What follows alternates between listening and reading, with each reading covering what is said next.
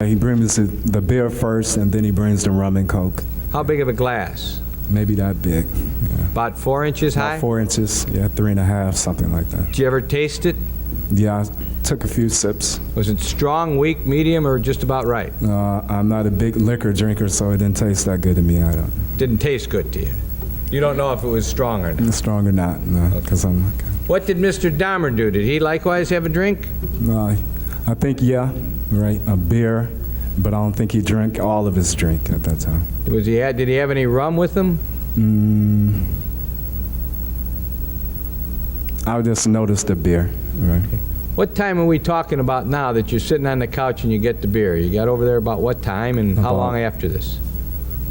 It was about before 7, 6:45, something like that. So you're sitting on the couch, he brings you a beer and rum and Coke, what happens? Okay, then we just study talking and everything, you know. General talk? General talk. Yeah. What happens? Yeah, then I was just, I don't know, getting a little agitated maybe, you know, because of the smell and things. And then he threw my conversation off talking about the fish in the fish tank, you know. Okay, when you start talking about the fish in the fish tank, do you bring that up or does he? He does. And what do you do when he does that? I turn to the right, like the fish tank is here, I'm turning all the way over here. You turn to your right to look at it? To look at the fish tank, right. And when that happens, what happens to you? All of a sudden a handcuff and a knife is pulled on me. Yeah. Handcuff is placed on your body? Where? On my left wrist. And you see a knife? Yeah, the knife, yeah. Now, at that moment, what do you do? First I feel fear, then I ask him what's going on, you know. This is not necessary, you know, to pull a knife on me at that Are you point. afraid? Yes. Do you have any reason to know why he did that? None whatsoever. Did you have any idea at that time it was going to happen? No. Tell me about his demeanor at that time when you looked and realized he had a knife and you in a cuff. You were only cuffed on one wrist. One wrist, yeah. What was happening to the other part of the handcuff? Okay, he had it in his hand. He was holding it? Holding that in the wrist, yeah. Where was the knife? In the other hand? The knife was like he had here. The knife was in his hand. He had it on me like this. Let the record reflect he was holding the knife in his right hand as he showed it, holding the cuff in his left hand. Is that right? Right. And your left hand is cuffed? Yeah, right. Where do you have the knife? What kind of a knife was it? It was like a military knife, a machete of some type. Yep. He had it lowered right up under my rib cage, you know. Like So in he the had back, somewhere in the back here. He had it pointed at your rib cage? Yeah. Did you feel it? Touch Yeah, it? he had it on me. He had it against my body. What happened? What was going through your mind the moment that happened when you realized you had a knife at your side and a handcuff on your hand? What did you think? I think, like, you know, what's going on, you know? This guy's so nice, and all of a sudden, you know, it's like he's pulling knives and handcuffs and all on me, you know? What'd you do? What'd you say to him? I asked him what the problem was, you know, that it's not necessary to do this, you know? What'd he say? He told me at that point if I wouldn't do what he said, he would kill me, yeah. Now, tell us about his demeanor at the time that you look at him and you say, what's going on? You don't have to do this. What happens to Mr. Dahmer? What's he like? It's like not the same person that we met at Grand Avenue Mall. How does he different? His face structure seemed different, you know. His body structure is like it wasn't him anymore, you know. It's like it was a totally different guy there. So he told you if you didn't do what he told you to do, he'd hurt you. He'd hurt me. What'd you do? What happened? Tell us what happened step by step as best you can remember. And then all of a sudden he kind of calms down, you know. And then he said he has a key in the bedroom, so we proceed to the bedroom. The key to the handcuffs? Right. So you believed he was going to take them off? Yeah. At that point, I had to go along with this guy, you know. And then if I had to find out, so I walked back there with him. He kind of guides me back there, you know. Guides you back with the cuff and the knife? Yeah, right. And you go into the bedroom? Right. What do you see in the bedroom? A big, about 50, 60-gallon drum barrel, whatever. Do you ever see a 50, 60 drum barrel in anybody's bedroom No. before? Not at all. Do you have any idea? Did you ask him what it was? No. At that point, I asked no questions at that time. You know. Was there a bed in that room? Yes. How was the bed? Was it made, unmade? What did It was unmade. What did you see on the bed, if anything? Something like a stain of whatever, yeah, on the bed. What did you think it was? At that point in time, I wasn't sure. What did you do when you got in the bedroom as he's holding on to the cuff and the knife? What did you do? Studied us talking, trying to be friends with him, you know. Did you remain standing? Did you sit down? Oh, What? he made me sit down at that point. We both sit on the bed.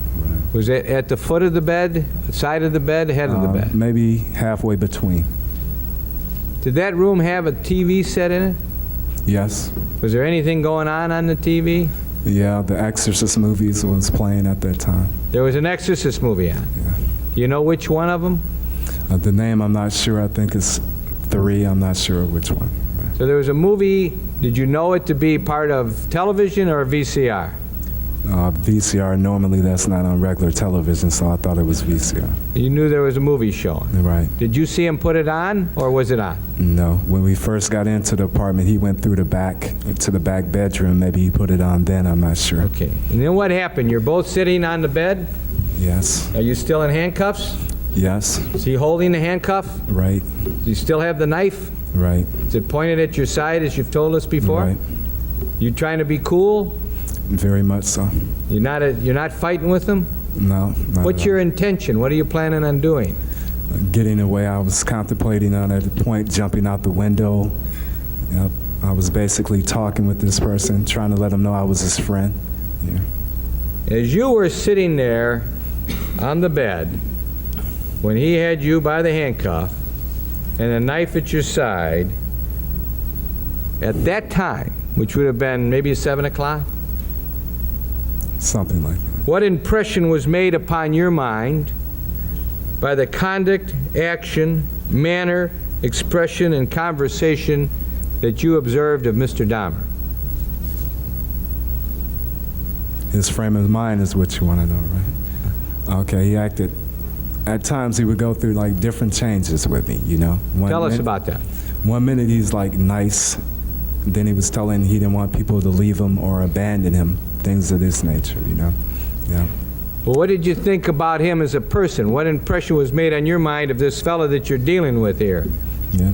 That at times he wasn't himself, and then at times he was like a nice guy, you know. He would come and go different times, you know, throughout the whole time. Then he would like sit, being quiet at times, watching a movie, wanting me to watch the movie, you know, and just doing little tanning sounds, you know.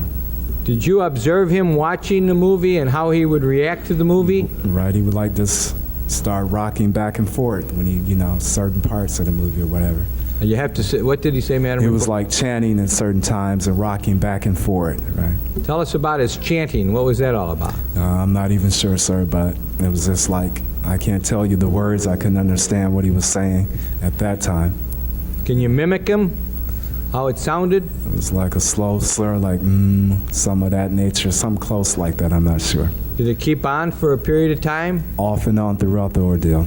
And how about the movement back and forth? How was that being effectuated? Just like back and forth, he would do it every now and then. You know? Just as you are rocking in your Right, chair. like this, And chanting. and chanting. Was there any parts of the movie that was going on that you saw that he said anything about?